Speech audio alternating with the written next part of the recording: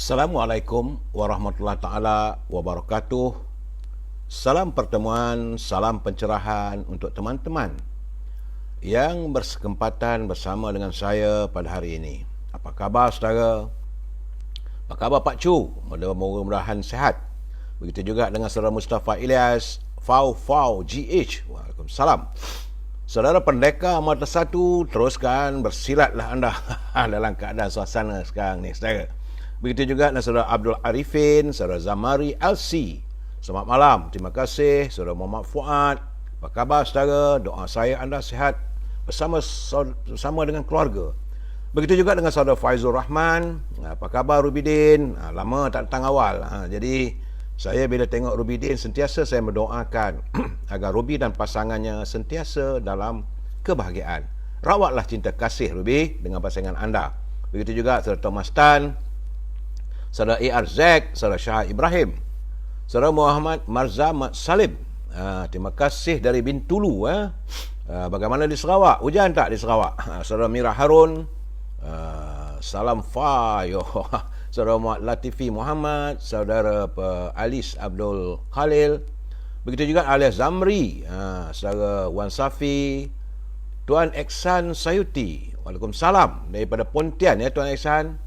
Doa saya agar orang Pontian sihat. Pontian ni adalah tanah di hujung benua. Apa khabar saudara Nur Halimi, saudara Raja Kamal, Raja Baizan? Apa khabarku? Sungai Petani sihat ya? Begitu juga dengan saudara Daud Abdul Razak, saudara Amirul Arif. Terima kasih dari Melaka ya.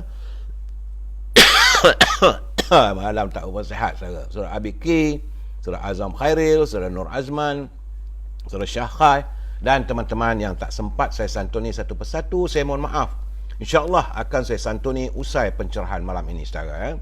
Baik, seperti biasa saya harus memberi pencerahan apa yang berlaku pada negara kita, khususnya berhubung dengan serangan COVID-19. Hari ini adalah merupakan hari yang ke-665 saudara. Sudah 665 hari virus corona masih lagi tidak mau beredar dari bumi tercinta ini. Dan dari laporan yang saya terima daripada saudara Rio dari Universiti Melaya, bahawa hari ini jumlahnya ada sedikit peningkatan, tak banyak, sebab semalam 3,175, hari ini 3,198 orang warga kita yang dijangkiti oleh virus corona.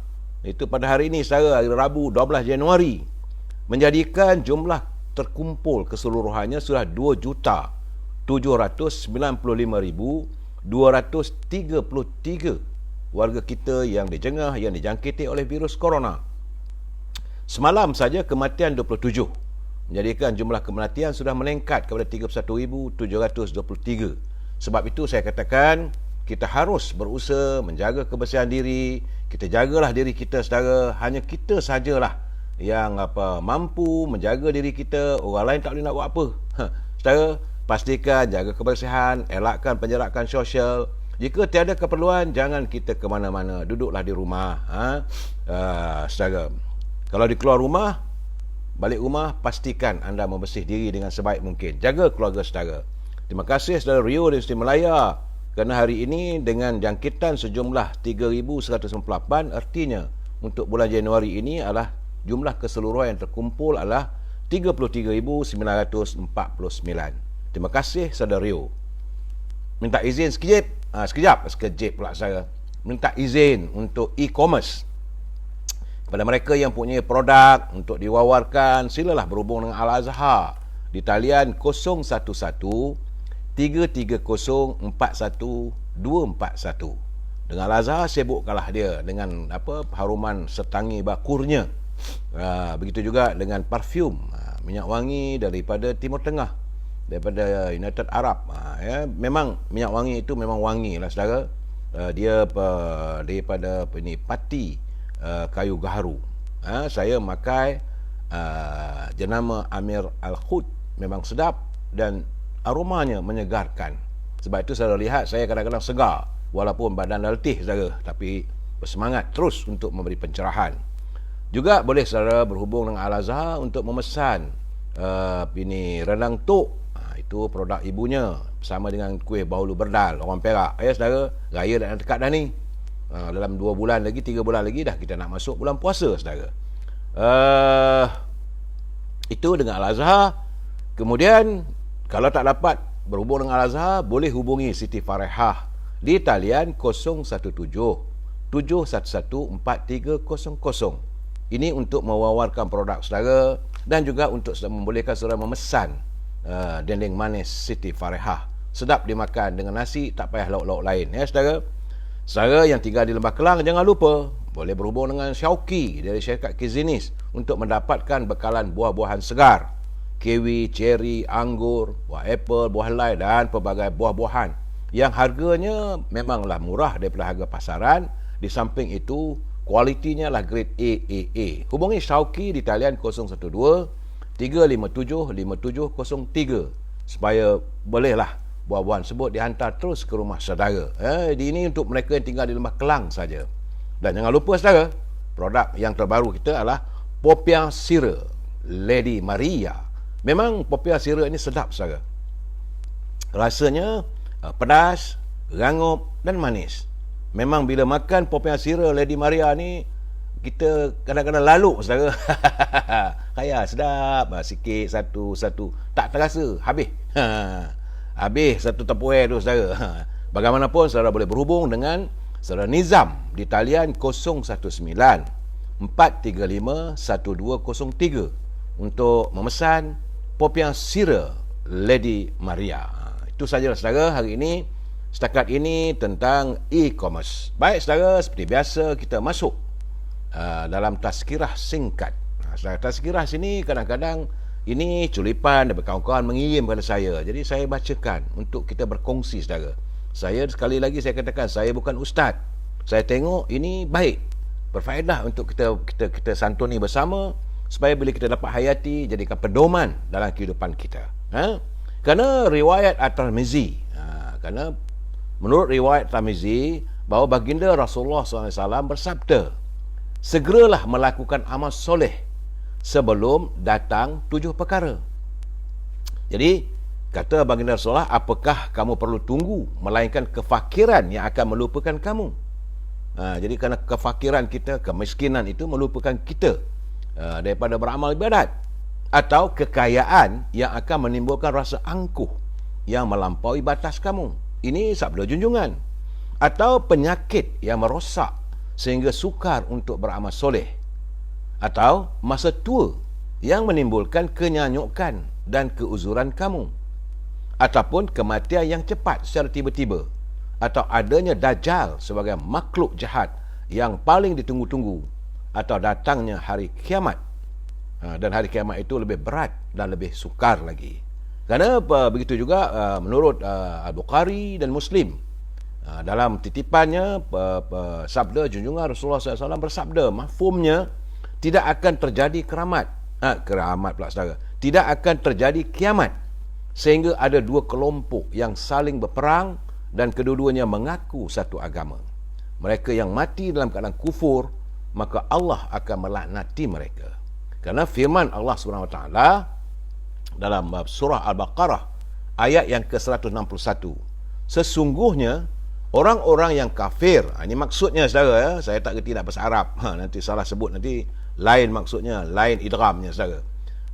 Baginda Allah SWT berfirman dalam surah Al-Baqarah ayat yang ke-161, sesungguhnya orang yang kafir dan mereka mati sedang mereka tetap dalam keadaan kafir, mereka itulah orang-orang yang ditimpa laknat Allah dan malaikat serta manusia sekaliannya. Jadi saudara, berhati-hati saudara, teruskanlah saudara kita istiqamah dan beramal saleh.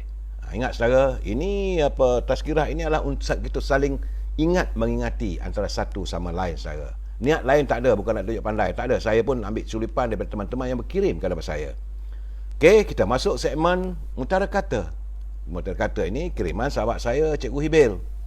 Beliau dalam alam persaraan, tak ada lagi mengajar dah pencen. Jadi banyak masanya beliau menghantar kiriman pada saya, kata-kata mutiara yang sesuai untuk kita ambil untuk menjadikan pedoman. Katanya, setiap teman yang kita miliki adalah bagaikan kuntum mawar mekar di taman. Jika ia diladani dengan kasih sayang tanpa mengizinkan kebencian yang menjadi racun kehidupan, maka harumlah taman persahabatan itu. So, jadi kalau kita bersahabat, kita berkawan, kita berkenalan, tidak kita masukkan kebencian, maka harumlah persahabatan, perkenalan itu. Sebab itu jangan sesekali kita menimbulkan rasa syak atau merasa kebencian sama kita saudara. Terima kasih Cikgu Hibil atas kiriman yang cukup berarti untuk kita bersama. Baik saudara, usai tazkirah, usai mutara kata, seperti biasa kita panjang, banyak kiriman yang saya simpan satu-satu saudara. Seperti biasa, permulaan bicara saya, salam impian moratorium dan pengeluaran wang simpanan pekerja RM10,000 secara tuntas. Dapat tak dapat, kita akan berterus, dan saya lihat Ketua Pergerakan Pemuda UMNO masih terus meminta. Dan kita mengharapkan agar lahirlah ihsan daripada mereka yang berada di anjung kuasa di Kumpulan Wang Simpanan Pekerja itu untuk menyantuni permasalahan ini. Saudara, dan saya ingin berpesan kepada pimpinan supaya jangan berbelanja tanpa had, kerana kalau negara berbelanja tanpa had, maka negara kita akan muflis. Inilah ketakutan kita saudara. Baik saudara, tajuk perbincangan kita malam ini adalah meniti titian harapan. Kita meniti hari demi hari titian harapan. Sebelum saya memberi pencerahan tentang apa yang saya maksudkan dengan meniti titian harapan, seperti biasa kita santun dulu pantun Pak Nazil. Cuma Pak Nazil hari ini dia orangnya begitu teliti. Beliau menzahirkan banyak buku-buku pantun, lebih daripada 14 buah dan beratusan buku tulisannya. Dari setiap malam bila saya memberi pencerahan, dia akan mengikuti. Dan rupanya semalam tu dia kata kat saya, dia kata minta maaf kepada pelai-pelai semua. Sebab ada pengertian yang salah. Maksudnya itu kahwa itu sebenarnya kopi, bukan teh. Jadi dia minta saya ulangi semula pantun itu supaya warga semua faham. Begitulah telitinya Pak Nazil dalam memilih kata-kata ataupun ayat-ayat. So semalam kata Pak Nazil, panas kahwa membakar lidah, rasa tak senang kahwa ditinggalkan. Pemimpin berwibawa menjaga lidah, bukan wewenang meluah kritikan. Jadi maksud kahwa itu bukan teh saja, adalah kopi. Jadi sebab itu saya katakan kalau di Mekah, saya pergi ke Mekah tu, kita minum kopi Arab pakai kahwa. Kalau sekarang pakai khalwa, sedap kopinya. Okey, dua kiriman pantun, dua rangkap pantun pendapat Nazil hari ini. Dia kata panas ditunggul kayu tepi tangga, menyusur ular hampir terbertuh. Pemimpin Melayu keliru tak sangga, sekolah bernikula takut disentuh. Jadi Pak Nazil adalah pejuang bahasa. Beliau adalah mantan guru. Dia melihat bahawa isu sekolah vernacular ini sepatutnya ditangani secara tuntas. Jadi kata Pak Nazil, terbertuh tu orang utara ni dia kata adalah terlanggar. Terbertuh tu adalah terlanggar. Jadi ini ditunggu kayu tepi tangga, menyusur ular hampir terbertuh. Pemimpin Melayu keliru tak sangga. Tak sangga tu tak sungguh-sungguh. Maksudnya tak sangga, orang Kedah kata hampa ni tak sangga-sangga, tak sungguh-sungguh. Jadi sekolah vernacular takut disentuh. Pak Nazil, terima kasih atas penjelasan itu. Begitu juga katanya lagi, sawah padi diganggu tikus, petani ralit habis binasa. Jangan jadi pemimpin yang rakus, kuatir terpalit perkara berdosa. Di sini juga lagi perkataan ralit yang digunakan ialah leka. Ralit aja, ataupun lakluk lah kalau bahasa orang muda sekarang ni saudara ya. Terima kasih Pak Nazil, kiriman pantun yang begitu berarti. Saya juga menerima dua rangkap pantun daripada sahabat kita pejuang muda, itu Saudara Nordin Malik daripada Perak Tengah. Dan sebagaimana yang saudara minta, jadi beliau memberitahu pada saya nombor telefon Saudara Nordin Malik boleh dihubungi di talian 013 818 7212 013 818 7212. Nampaknya sekarang perjuangan saudara Nordin sudah pun mendapat perhatian daripada Kementerian Pertanian. Kerana sebab itu dia kata pihak iGrow-nya akan menjalankan kursus tanaman-tanaman untuk makanan, di mana pengambilan akan bermula pada 24 Januari, saudara. Dan ini khusus untuk 50 orang saja. Dan mereka berkursus selama 3 bulan. Tempat tinggal, makan, pakai tak adalah ya. Tempat tinggal dan makan disediakan, kursus pun disediakan secara percuma untuk 3 bulan. Saudara boleh terus pergi ke iGrow di Kampung Gajah. Pergi ke kawasan Kampung Gajah di Perak Tengah, tanya orang di mana iGrow. Dia tunjuk tempat tu, anda akan tinggal di situ selama 3 bulan. Berkursus untuk tanaman makanan. Dan ini terbuka kepada mereka yang berusia di antara 18 hingga 45 tahun. Memanglah perjuangan Saudara Nordin adalah untuk anak muda. Bagi saya amat menggalakkan kalau anda yang berhampiran, yang mahu berusaha dalam sektor pertanian, berhubunglah dengan Saudara Nordin Malik di 013-818-7212. Sebab selamat menjadi warga petani moden, saudara. Dan dalam kiriman pantunnya, beliau menyatakan, apa guna menanam lada kalau pedas tidak terasa. Jangan perlekeh pengundi muda, bakal kuasa pilihan raya negara. Jadi Saudara Nordin dia menyantuni anak-anak muda. Jadi dia kata jangan perlekeh pengundi muda ni. Sekarang ni saya ingat pilihan raya akan datang, tentulah pengundi muda ini secara otomatis akan menjadi pengundi yang mereka di usia 18 tahun ke atas. Katanya lagi, asal kapas jadi benang, hendak menjahit baju biru. Kalau BN mau menang, wajib tampil muka baru. Ini saranan beliau kepada pimpinan Parti Barisan Nasional. Nak menang katanya, tampillah muka baru. Terima kasih Saudara Nordin yang beliau turut sensitif dengan suasana politik yang berlaku di negara kita ini. Dan katanya dia pun terkesan. Sebab itu dalam perjuangannya adalah untuk melahirkan lebih ramai lagi anak-anak muda dalam sektor pertanian. Baik saudara, usai pantun, usai mutar kata, usai tazkirah pendek, kita santuni sedikit gedung ilmu. Gedung ilmu adalah merupakan garisan atau catatan oleh pemimpin terdahulu melalui catatan mereka dalam buku berjudul Pemimpin dalam Ungkapan Melayu. Buku ini diterbitkan oleh Dewan Bahasa dan Pustaka, saudara, bukan saya terbitkan. Ia merupakan kiriman buah tangan daripada sahabat saya, Tan Sri Johan Jaafar. Sebab dia kata buku yang digarap oleh Saudara Tenas Effendi, beliau datang daripada Riau, apabila pemimpin Melayu terdahulu telah pun meminta ataupun mengharapkan lahirnya pemimpin yang bukan pembohong. Itu pemimpin Melayu terdahulu, supaya kata jangan ada pemimpin hari ini dan akan datang di kalangan pemimpin Melayu bukan di kalangan pemimpin yang pembohong. Kerana katanya menjadi pemimpin suka berbohong, sumpah dilanggar, janji pun lencung.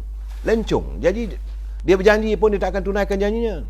Akalnya berbelit, fikirannya terpesong selalu, tersasar. Hidup hanya mengejar untung. Rakyat tergadai, malang menuntung, negeri rosak, lenganglah kampung. Kalau kita memiliki pemimpin yang berbohong itu, maka negeri rosak, maka lenganglah perkampungan kita. Jika dijadikan pemimpin, terjual kampung. Dijadikan tua, umat yang menanggung. Dijadikan induk, celakalah untung. Negeri rosak, rakyat pun bingung. Akhirnya kita bingung kalau kita mendapat pemimpin yang pembohong. Saudara? Jadi, kita sambung malam besok, Tanah Culipan, kata-kata pemimpin terdahulu mengharapkan hadirnya pemimpin hari ini yang bukan terdiri dari kalangan mereka yang pembohong, saudara. Baik, saudara. Seperti biasa, usai gedung ilmu, saya harus memberi peringatan. Sebab saya tengok hari ini semalam masih banyak lagi teman-teman yang mengambil ataupun menyunting live saya ini dan dimasukkan dalam live, channel YouTube dan sebagainya. Saya tak marah, anda nak buat-buat lah. Saya tidak langsung nak mengambil ada royalties ke, tak ada. Buatlah. Tetapi saya kata anda harus bertanggungjawab bahawa apa yang anda lakukan bukan saya lakukan. Jadi apa saja suntingan yang anda lakukan itu adalah tanggungjawab anda. Kerana saya tidak mempunyai kemampuan untuk menyemak atau melihat satu persatu. Tak ada. Saya pun tak tahu pun siapa yang masukkan. Cuma saya katakan sekali lagi bahawa anda harus bertanggungjawab atas setiap suntingan yang anda lakukan. Kerana saya tidak akan bertanggungjawab, saudara. Dan Begitu juga dengan komen-komen yang anda lakukan. Jadi anda juga harus bertanggungjawab atas setiap komen. Saya pun tak bertanggungjawab sebab saya tak dapatlah saudara untuk memantau ke semua komen-komen. Datang pun laju je saudara. Kena ingat saudara, ini adalah pencerahan politik. Tidak ada kena bayaran dan tidak ada bayaran saya terima. Dan pencerahan ini adalah dan matlamatnya supaya warga kita berinformasi. Tidak lebih daripada itu saudara. Bukan untuk menaikkan sesiapa ataupun mengutuk siapa, tidak. Tapi kalau ada kepincangan harus saya utarakan supaya menjadi kesedaran pada kita semua. Ingat saudara, bahawa kita mesti bersetuju untuk tidak bersetuju. Anda boleh bersetuju dengan saya dan anda juga boleh tidak bersetuju dengan saya. Tidak ada masalah. We must agree to disagree. Inilah prinsip pegangan kita dan saya amat mengharapkan santunilah, gunalah bahasa yang baik. Jangan kita memaki hamun, mengutuk orang. Jangan ada perasaan benci sama kita. Saya juga berpesan pada teman-teman, sebab itu kawan-kawan bertanya dengan saya, tuan-tuan, kenapa saya tak santuni live orang lain. Saya tak mau santun orang lain. Sebab bagi saya, cara mereka, biarlah kita mesti bersetuju untuk tidak bersetuju dengan mereka. Sebab itu, kalau saudara Lokman Adam ke, saudara Ismi ke, saudara siapa saja, saya memegang prinsip waktu saya menjadi wartawan dulu, kita tidak akan mewujudkan polemik sesama kita yang bawa pencerahan. Kalau anda menyokong sesuatu parti itu, teruskanlah dengan usaha anda. Saya tak akan menyanggah. Cuma bila saya lihat kalau sesuatu yang membabitkan parti ini yang perlu diperbetulkan. Itu saja saudara. Tak ada niat melahirkan kebencian, tak ada niat untuk menunjukkan saya ini bijak daripada orang lain. Tidak saudara. Tidak sama sekali. Sebab itu kita mesti ada memegang prinsip. Kalau saudara sebagai bloggers, sebagai seorang viewers, kita membuat pencerahan ini, kita mesti ada prinsip untuk tidak saling kutuk-mengutuk sama sendiri. Dulu, waktu saya jadi wartawan, waktu saya jadi penulis dulu, seringkali saya berjumpa dengan teman-teman. Kadang-kadang mereka berbalah sama mereka. Penulis A bergaduh dengan penulis B. Masing-masing ada kuda. Waktu itu kita panggil kuda. Kalau kuda mereka disentuh, dia pun marah nak bergaduh. Saya kata, kalau kita sama-sama penulis, berbalah sama kita, yang untuk orang politik, mereka boleh hire kita.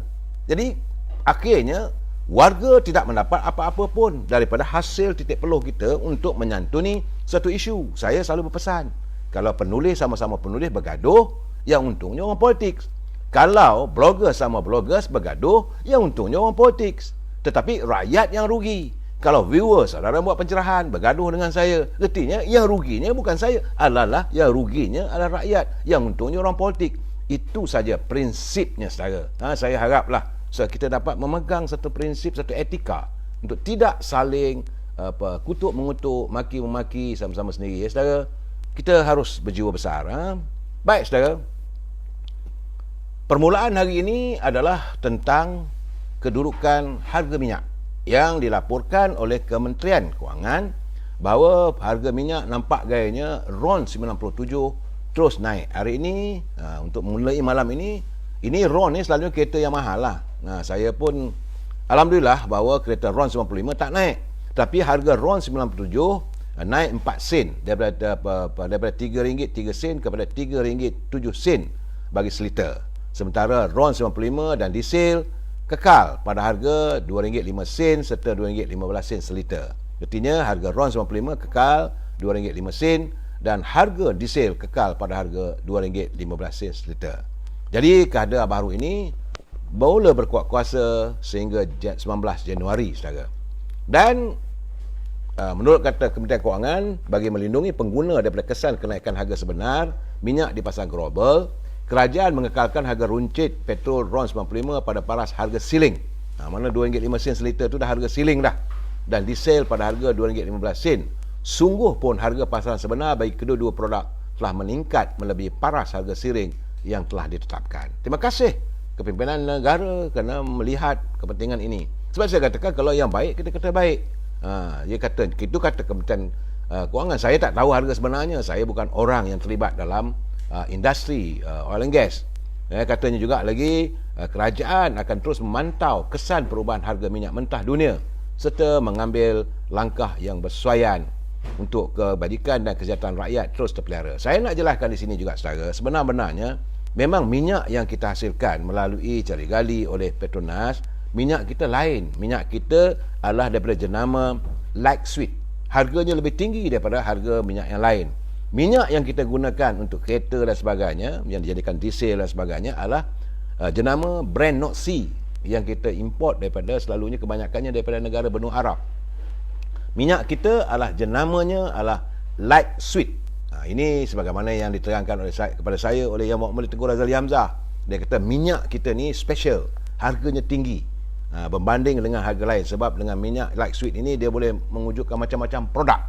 Sedangkan kalau brand North Sea adalah untuk diesel, untuk petrol, begitu saja dia kata. Ini sekadar untuk penjelasan dan pengetahuan. Sebab itu saya katakan ini adalah ruangan informasi. Minyak yang dihasilkan oleh Petronas jenamanya light sweet. Minyak yang kita beli jenamanya adalah brand North Sea. Saudara, dan hari ini saya cukup terkesan juga kerana tiba-tiba saja harga sayur di pasaran tiba-tiba meningkat balik. Jadi saya amat mengharapkan agar Kementerian Perdagangan Dalam Negeri dan Haiwan Pengguna dan Kementerian Pertanian kena berusaha mencari, sebab kabarnya yang saya dapat untuk 3 ulas terung. 3 ulas terung, saudara. Sebutir terung tu panjang macam ni. Untuk 3 ulas nilainya RM9. Astaghfirullahalazim. Dulu terung ni 1 kilo 30 sen.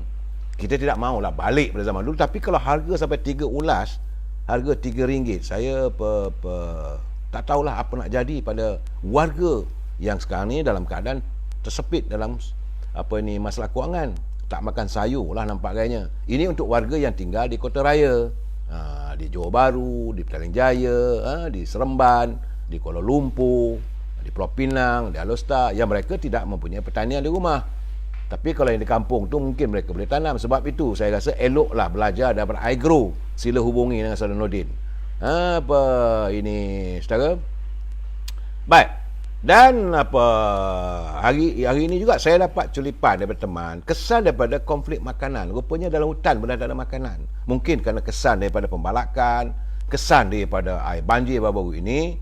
Hutan-hutan pun sekarang ni makanan untuk warga margastua dalam hutan. Saudara, macam rimau, segala unggas-unggas, mereka pun juga sekarang ni sudah tidak mempunyai makanan. Kerana itulah hari ini saya mendapat culipan bagaimana di sebuah sekolah di Gua Musang, itu berhampiran dengan kawasannya di mana, di kawasan Sekolah Kebangsaan Balar di Gua Musang.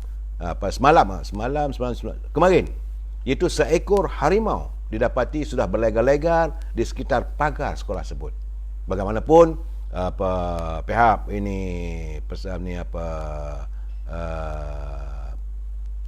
yang berwajib, Kementerian yang menjaga kesihatan haiwan hutan telah pun pergi ke Gua Musang untuk melihat keadaannya.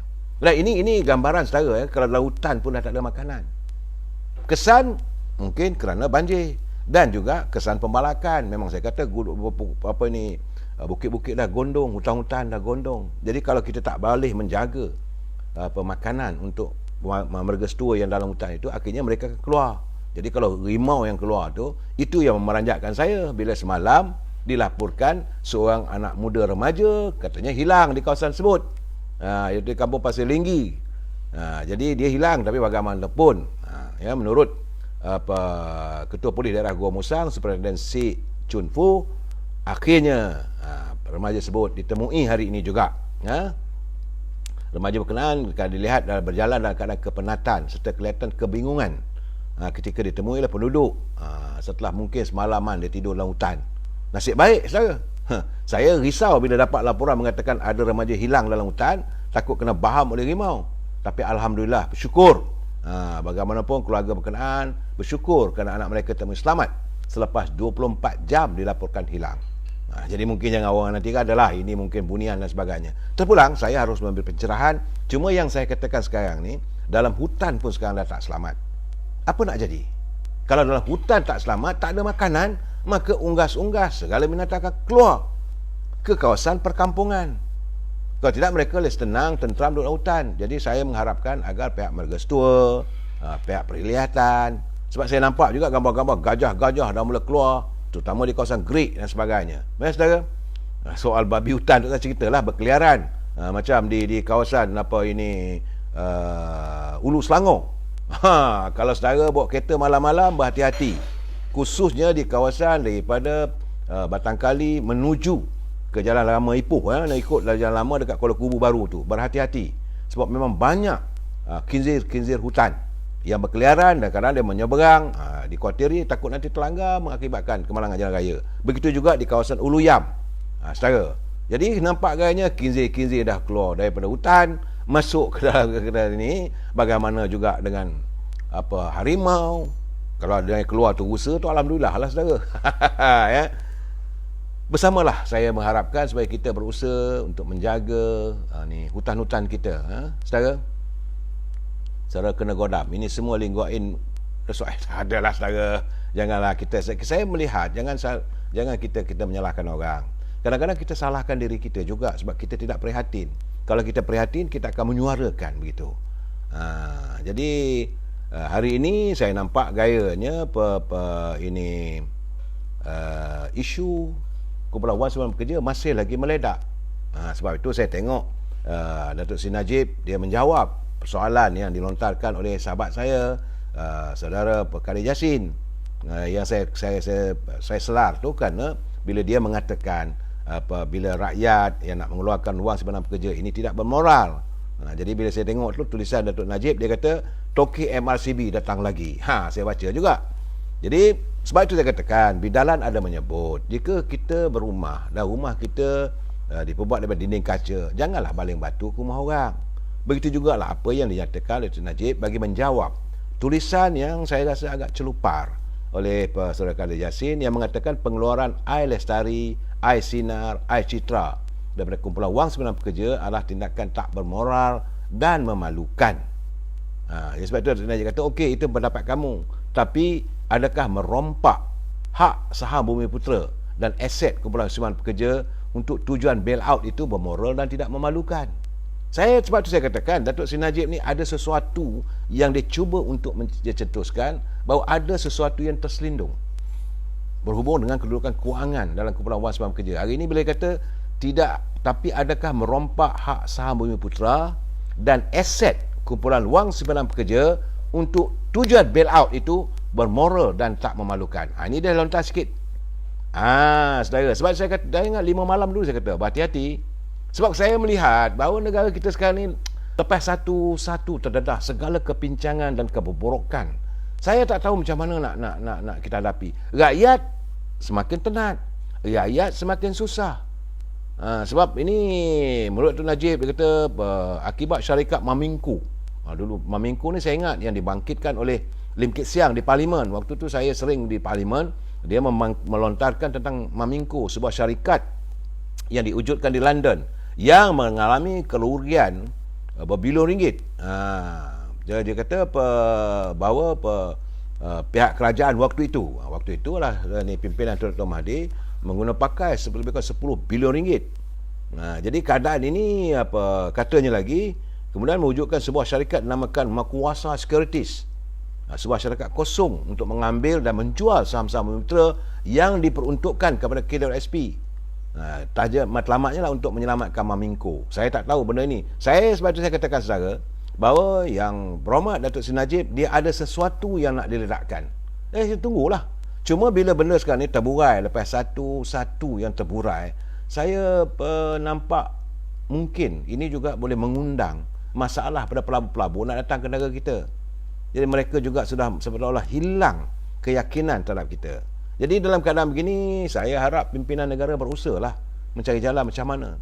Dan benda ini tak boleh ditutup. Sebab itu saya katakan dari dulu lagi, jangan kita sapu segala-galanya di bawah kapet. Satu ketika nanti, perkara yang busuk itu akan tercerna juga.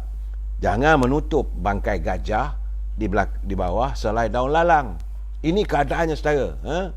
Saya rasa Saudara Ismail, mereka nak cari zoo tu. Saya tak tahulah itu binatang keluar daripada hutan, dia nak cari zoo ke tak tahulah. Cakap makanan. Tapi bagaimanapun, saya melihat bahawa dalam isu kumpulan wang simpangan pekerja ni, saya ucapkan tahniah kepada Ketua Pergerakan Pemuda UMNO Malaysia, Saudara Ashraf Wajdi. Sebab dia kata implikasi, kesan Kalau pengeluaran kumpulan wang simpanan pekerja sejumlah RM10,000 secara tuntas, ini tak banyak pun katanya. Ia melibatkan sekitar RM25 bilion saja.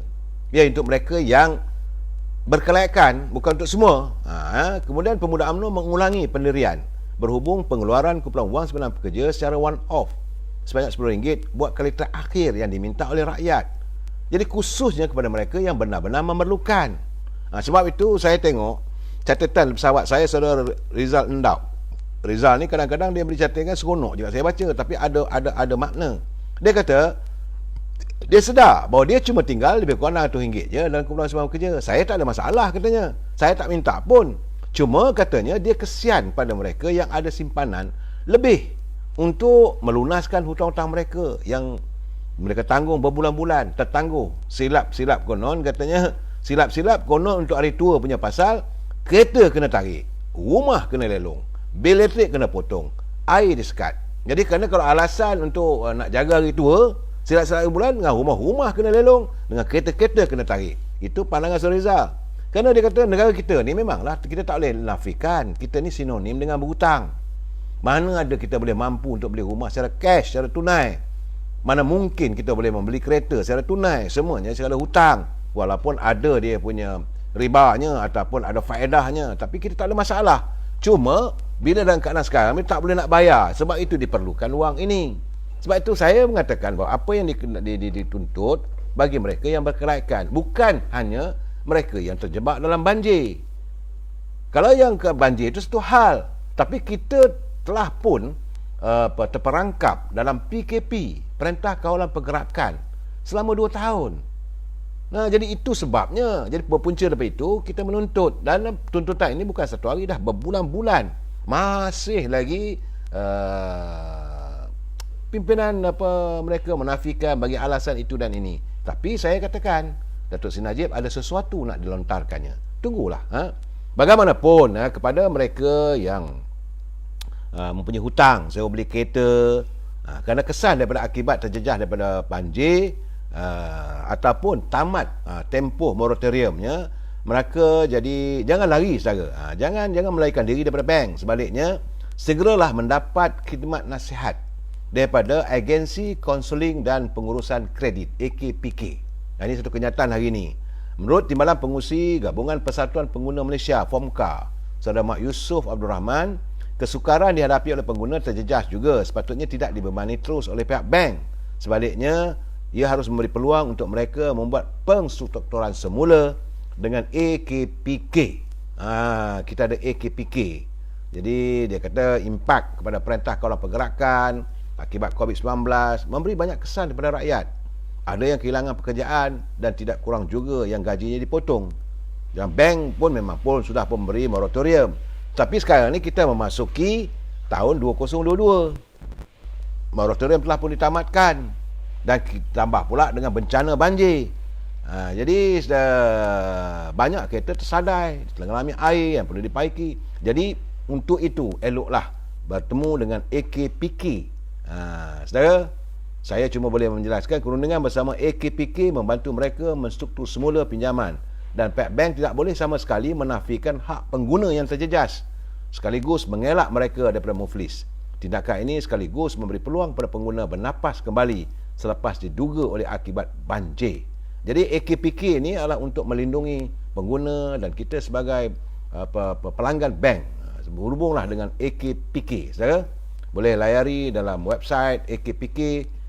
Banyak benda yang boleh layari. Mudah-mudahan ini berhubung dengan pinjaman bank bila dah tak ada moratorium. Tapi bagaimanapun kita tak boleh berhenti untuk menuntut supaya wang simpanan pekerja. Saya sebenarnya tak nak sentuh, tapi masih lagi banyak. Seorang pelayar pula hantar kiriman pada saya. Dia menzahirkan kekecewaan terhadap pimpinan politik. Sebab katanya buat malulah. Korang ahli parlimen kadang-kadang dilihat macam bacul, menikus dan tidak bersuara membela rakyat dalam isu KWSP. Saya lihat itu benar. Yang membela, yang terpekik, terjerit, minta sebagai KWSP, 3 orang saja saya nampak. Iaitu pertama Datuk Seri Najib, Datuk Zaid Hamidi dan Ketua Pemuda. Sekali Ketua Wanita. Sesekali Datuk Seri Anwar Ibrahim. Yang lain. Jadi sekarang ni nampaknya lebih baiklah orang yang daripada NGO ataupun pertubuhan bukan kerajaan ni jadi wakil rakyat, kerana mereka lebih menyantuni tentang masalah rakyat daripada ahli parlimen, daripada ahli politik, sama ahli Dewan Negeri. Anda yang bergelar yang berhormat, apalah salahnya kalau anda juga turut bersama? Tapi memang saya nampak keprihatinan mereka tak ada. Cuma saya katakan saya tanya pada Datuk ini Ashraf Wajidi, yang lain tak ada. Wakil rakyat mana yang bercakap soal KW kumpulan wang simpanan pekerja? Sama ada daripada UMNO ataupun parti PAS ataupun daripada Keadilan atau daripada parti DAP atau daripada Amanah, siapa? Tak dengar. Saya cuba juga cari kalau ada kenyataan daripada Datuk Saudara Mat Sabu, tak ada.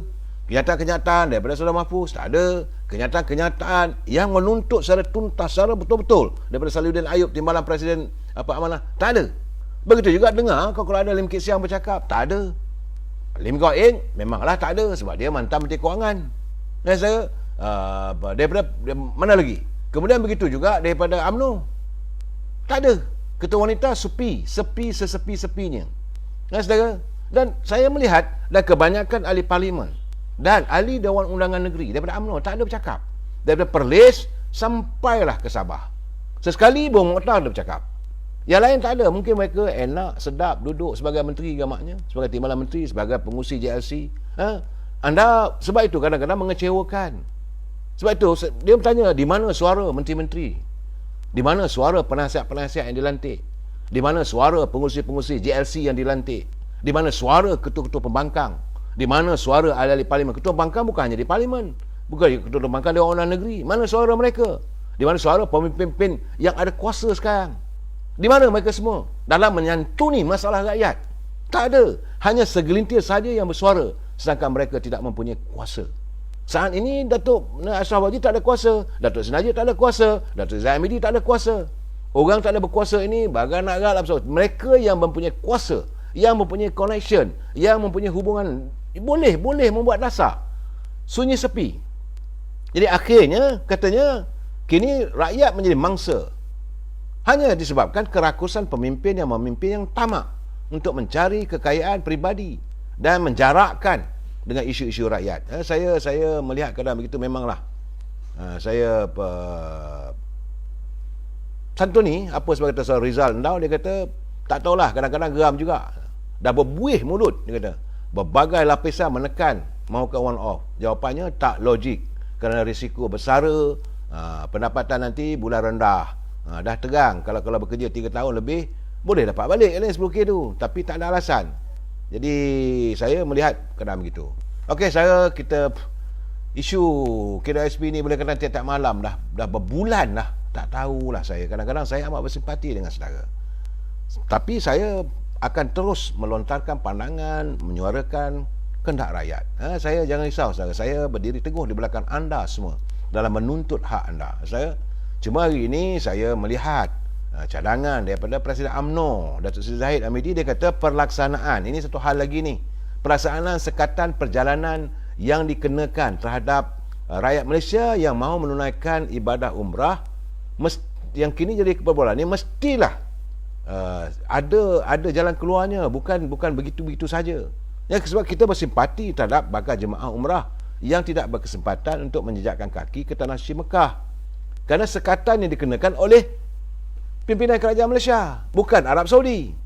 Jadi menurut Dr. Zahid Hamidi, dia kata kita amat bersimpati terhadap nasib, bukan hanya jemaah, nasib agensi pelancongan yang menyediakan perkhidmatan umrah, kerana mereka terpaksa menanggung kerugian begitu besar. Macam saya katakan dulu, bahawa setiap agensi ini bila mereka mendapat tempahan untuk orang nak pergi buat umrah, dia kena menyediakan hotel. Hotel-hotel telah pun dibayar, makanan telah ditempah, kenderaan telah dibayar. Tapi bila tak boleh servis ini, wang itu hangus. Ini willing buyer, willing seller. Ada perniagaan. Dan setiap agen pelancongan yang menjalankan sama ada untuk umrah ataupun ibadat haji, selalunya mereka akan menempah bilik-bilik hotel itu yang disyaratkan oleh sana mesti setahun. Setahun. Bukan boleh okay, untuk bulan ni saya nak pakai 120 bilik. Tak ada. Arab tak mau begitu. Dia setahun. Dan advance pula tu depositnya setahun, jadi 2 tahun. Jadi berjuta mereka terpaksa kenakan. Saya tahu masalah ini sebab kawan saya yang menjalankan perniagaan, dan mereka terkesan yang amat sangat bila pimpinan negara mengumatkan tak boleh keluar Malaysia, tak boleh buat haji ataupun tak boleh buat umrah. Sedangkan tak ada syarat pun dari kerajaan negara Arab untuk menghentikan kemasukan.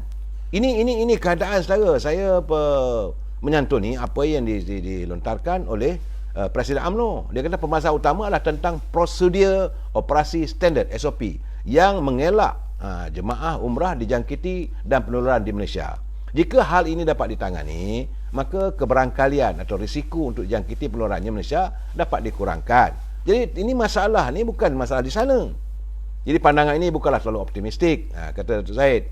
Memandangkan lebih ramai jemaah umrah yang tidak dijangkiti berbanding dengan mereka yang dijangkiti. Dalam yang masa yang sama, kita masih terkejut dengan pendedahan jemaah umrah Malaysia dalam kalangan mereka yang tidak divaksin. Ada juga, saudara. Jadi kita menyeru kepada mereka yang belum divaksin dan memasang hasrat mengajukan umrah supaya berlaku jujur pada diri sendiri. Ia bukan semata-mata berkenaan faktor syarat atau peraturan, tapi pihak berwajib. Tapi jauh lebih penting adalah tentang keselamatan diri. Sebab itulah dia kata dia kesal dengan kenyataan seorang peguam dan aktivis berkenaan dengan jemaah umrah baru ini yang berkata jemaah umrah tidak patut diberi layanan istimewa. Ini satu hal lagi tu, seorang peguam dan aktivis. Dia kata jemaah umrah tidak patut diberi layanan istimewa kerana mereka yang memilih untuk keluar negara sama seperti orang lain. Jadi kalau begini Presiden UMNO dia marahlah. Kita marah sebab kita pula katanya jemaah umrah sememangnya seharusnya diberikan keistimewaan kerana mereka adalah tetamu Allah. Ini kadang-kadang orang tak faham dengan kita, saudara. Dan hari ini tiba-tiba Menteri Kesihatan Khairy Jamaluddin pula dia kata pengembara yang pernah dijangkiti, bukan yang tak pernah. Ini kenyataan hari ini saya baca tadi. Menteri Kesihatan Khairy Jamaluddin hari ini berkata pengembara yang pernah dijangkiti COVID-19 tetapi lengkap vaksinasi tidak perlu menjalani kuarantin wajib ketiba di Malaysia berkuat kuasa esok. Nak buat umrah tak boleh. Pelancong datang dari luar tak perlu ada kuarantin. Jadi menurut Khairy ini dalam web yang saya terima, kerajaan masih mengamalkan prosedur kawalan sempadan dan mewajibkan ujian saringan dan kuarantin ke atas pengembara. Jadi setiba di Malaysia, pengembara yang pernah dijangkiti COVID-19 dalam tempoh 11 hari hingga 60 hari dan lengkap vaksinasi COVID-19 tidak perlu menjalani kuarantin wajib. Itu katanya dalam kenyataan. Saya pun pula dah. Kenapalah tak menentunya ni? Orang kita nak pergi Mekah tak boleh. Orang luar masuk datang tak perlu kuarantin. Kita balik dari Mekah kena sekurang-kurang 10 hari. Saya tepuk daya lah kadang begini. Sebab itu saya rasakan kadang-kadang dalam isu vaksin, usi kuarantin ni, saya haraplah agar pimpinan negara dapat memikirkan secara tuntas. Dan hari ini pula sebagai pengurusi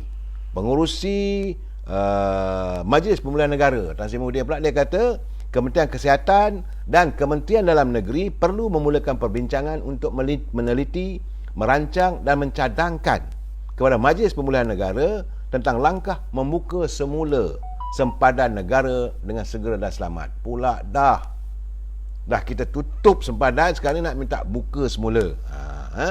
Menurutnya, katanya pihaknya berpandangan bahawa pembukaan sempadan negara adalah salah satu daripada langkah penting yang akan menyokong proses pemulihan negara. Yang kita nak tahu macam mana nak pulih, bukan hanya sekadar buka sempadan saja. Jadi kalau saya santun singgung lagi, orang marah dengan saya. Apakah ini saja isunya memulihkan ekonomi negara? Jadi katanya MPN berpandangan bahawa tanpa rancangan yang kemas, penutupan sempadan dalam satu tempoh yang tidak menentu akan memberi kesan kepada cepat atau lambatnya proses pemulihan negara. Jadi artinya kalau selagi tak buka sempadan itu, maka tak bolehlah ekonomi negara ini dipercepatkan. Jadi kata Tan Sri Muhyiddin, Menteri Kesihatan Khairy Jamaluddin telah memberi taklimat dalam mesyuarat MPN hari ini mengenai trend penularan varian Omicron serta inisiatif yang sedang dilaksanakan bagi memastikan penularan varian tidak memberi kesan buruk pada negara, termasuk mengetatkan kawalan sempadan. Dia kata, jadi disyorkan satu jawatankuasa dibentuk antara kementerian terlibat untuk mencadangkan langkah membuka semula sempadan negara. Jadi ini yang saya katakan pula lah nak buka balik. Kita kata tutup, dia kata buka. Bila besok merebak nanti, rakyat juga yang terkesan. Saya dalam keadaan begini, sebab saya kata kadang-kadang I cannot brain lah. dengan pimpinan yang ada sekarang ni. Mereka buat keputusan itu, keputusan ini. Jangan lupa saudara, waktu menularnya virus corona ini, pada waktu itu saya ingat dalam 10 orang, 15 orang aja baru menular. Waktu itu Kerajaan Pakatan Harapan pimpin Perdana Menterinya Tuan Dr. Mahathir, Timbalan Perdana Menteri Kak Wan. Saya ingat lagi benda begitu. Tak semudia lah antara jemaah kabinetnya, dan kita mengatakan jangan benarkan mereka datang, tutup dulu. Saya ingat kalau buka baliklah 300 hari dulu, sila buka dulu 100-300 dulu. Saya punya live saya ni, tiap-tiap malam saya kata jangan buka negara kita ini, kerana kita khawatir mereka akan membawa wabak yang bukan. Akhirnya pada itu, masa tak silap saya, Menteri Kesihatannya Datuk Zulkifli Dr. Zulkifli, saya ingat lagi. Dan Menteri Pelancongannya apa nama dia di Sabah, dia tak peduli. Dia kata Petrol Dr. Mahathir pula kata takkan nak bagi dia orang duduk dalam reban ayam. Saya ingat lagi, kita kata jangan. Dan sekarang saya nampak MPN turut mengesyorkan agar Kementerian Pertanian ini bersama Kementerian Sumber Manusia memperolehi langkah-langkah untuk menangani isu kekurangan tenaga kerja yang meruncing bagi sektor perikanan laut dalam. Ni retinya nak bawa masuk pekerja dari luar lah ni. Ini keadaan saudara. Kita takut, jadi kita nak buka. Betul lah saudara Asali Mentayan, memang saya nampak kadang-kadang rosak negara kita ni. Sudahlah dengan kebejatan macam-macam. Tak apalah, macam mana pun kita haraplah bahawa pada tanggal 19 Januari nanti, katanya isu tentang Ketua Pengarah Suruhanjaya Pencegahan Rasuah akan dibincangkan di Parlimen. Alhamdulillah. Sebab itu saya dah bagi tahu saudara, saya tak mau mengambil pot ataupun mengambil bahagian dalam perdebatan ini, sebab saya nampak ada benda-benda yang tersirat dan yang tersurat. Kadang-kadang boleh kadang saya khawatir kita silap, kita salah. Yang salah bagi saya tetap salah, tetapi saya rasa ada sesuatu yang terlindung dan dilindungi. Oleh itu, kita harus berlapang dada. Biarlah Parlimen pada 19 Januari ini membincangkan isu sama tentang pemilikan saham ke, tentang karakter Suruhanjaya Pencegahan Rasuah, ini Ketua Suruhanjaya Pencegahan Rasuah Tan Sri Azam Baki ke, terpulang bila Parlimen dah dibuka. Terima kasih. Saya ucapkan terima kasih daripada Yang Amat Perdana Menteri kerana sudi bersedia untuk membuka perdebatan ini di Parlimen. Itu yang terbaiknya. Kerana ini menurut kenyataan dan juga kiriman surat daripada bukan surat saudara, ini curipan daripada Setiausaha Dewan Rakyat saudara Datuk Nizam Maidin Bacha Maidin. Mesyuarat ini bertujuan untuk membincangkan mengenai isu pemilikan saham syarikat oleh Ketua Suruhanjaya SPRM. Itu katanya. Jadi sebelum ini Majlis Presiden Pakatan Harapan menegaskan bahawa satu sidang khas Parlimen perlu diadakan segera bagi membincangkan isu ini. Dan besoknya Parlimen juga akan membincangkan tentang isu pasca banjir. Jadi saya haraplah barulah Parlimen tu berfungsi sebenarnya. Saya amat mengharapkan kali ini didebatkan, dan kalau boleh bila bercakap 20 Januari nanti, jangan lupa ahli Parlimen bercakap tentang KWSP. Jangan lupa tentang moratorium, jangan lupa tentang bantuan, ada sampai, ada tak sampai. Walaupun Yang Amat Berhormat Perdana Menteri mengumumkan beliau pergi ke Sabah, beliau sendiri menyerahkan, okey. Tapi kalau yang tak ada Perdana Menteri serahkan, bagaimana? Ini perlu dilihat saudara. Saya merasakan kita tak mahu adanya red tape dan program ini. Banyak lagi saudara, banyak isu yang melingkungi negara kita. Saya sedih sebab tadi pun saya terima satu kiriman.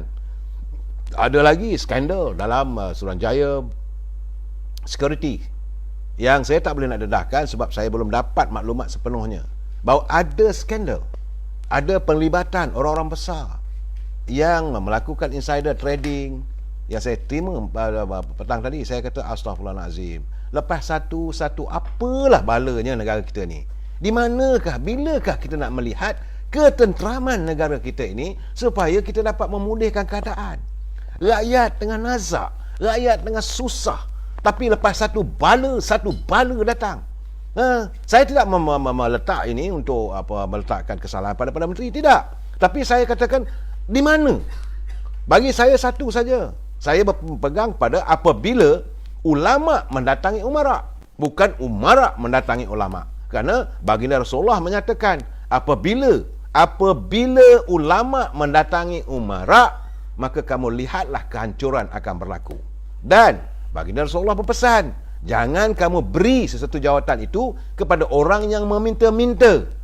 Ini terbukti apabila mereka nak jadi ketua, nak jadi wakil rakyat, nak jadi ketua bahagian sebagainya, mereka membeli, mereka meminta-minta. Jika jawatan itu kamu beri kepada mereka yang meminta-minta, maka kamu tunggulah kehancuran. Saya melihat benda begitu. Sebab saya kata, tak habis-habis saya.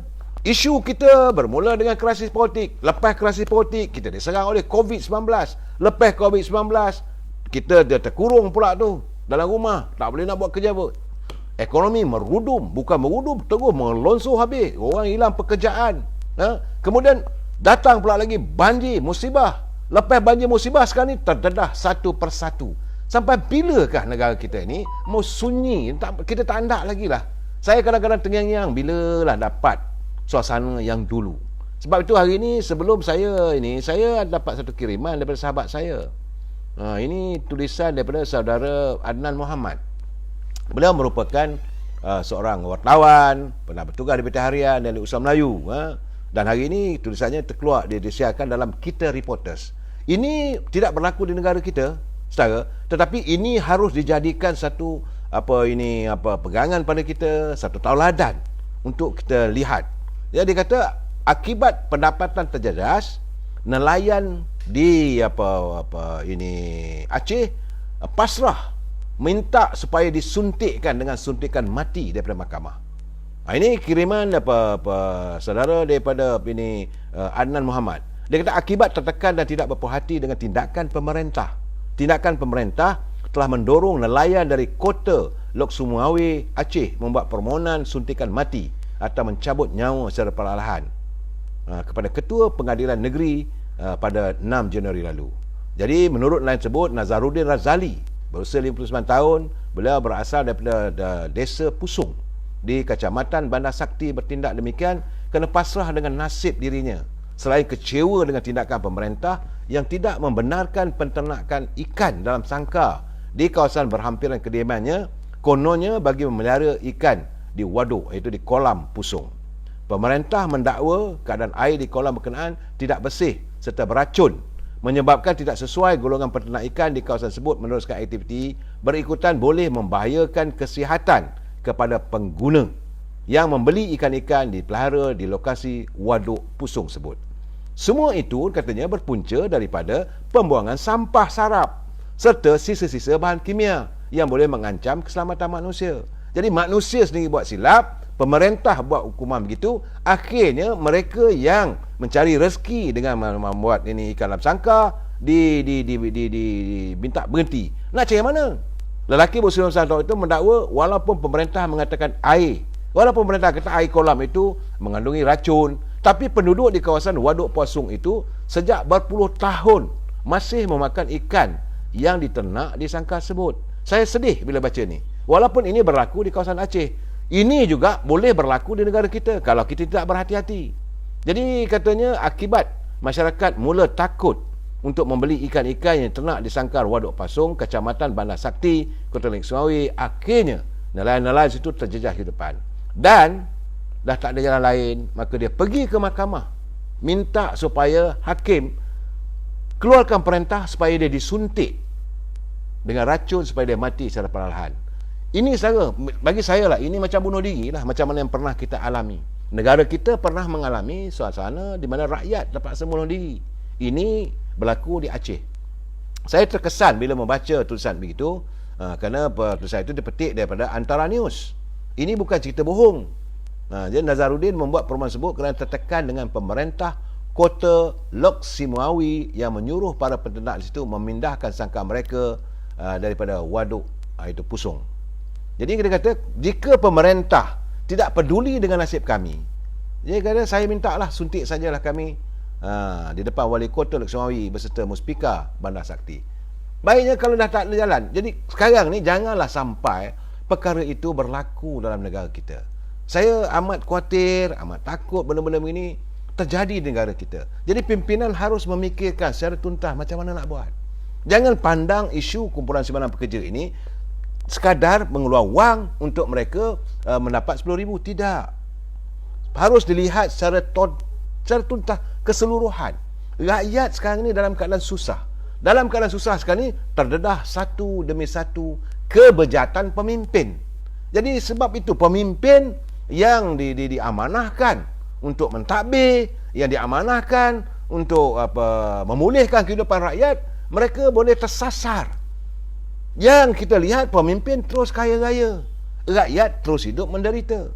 Saya khawatir benda-benda begini akan menjadi satu kebangkitan rakyat. Kalau kebangkitan rakyat, dia tak boleh nak ditahan. Itu merupakan bagaimana serangan air tsunami.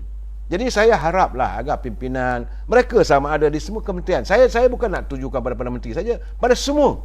Sebab itu saya katakan tadi, mereka yang bergelar wakil rakyat, sama ada anda ahli Dewan Negeri, sama ada anda ahli Parlimen, bila menyentuh soal rakyat, tolonglah sama-sama berjuang bersama-sama dengan NGO. Suarakan pandangan anda. Sebab pandangan anda sebagai wakil rakyat adalah lebih bernilai daripada kami. Anda sebagai ahli Parlimen bercakap soal kehidupan rakyat, lebih didengari oleh pihak pembuat dasar ataupun pihak yang menjaga kementerian. Sebagai contoh, kalau ahli Parlimen 50 orang mengatakan bahawa kita mesti mahu kumpulan Wang Semalam Bekerja mengeluarkan wang untuk mereka yang berkelayakan, saya yakin tentulah kumpulan Wang Semalam Bekerja akan bersetuju. Tapi yang bercakap hari ini, orang bercakap mame. Siapa nak pandang? Menjeritlah sampai malam tu, tak geliatlah lidah pun. Itu yang saya katakan bahawa kita amat mengharapkan agar mereka yang bernama pemimpin bersama kita menyantuni. Dan kalau keadaan sebeginilah saya sebab itu saya teringat kata-kata, jangan kamu beri sesuatu jawatan kepada orang yang meminta-minta. Orang meminta ni kadang-kadang mereka sanggup membeli jawatan.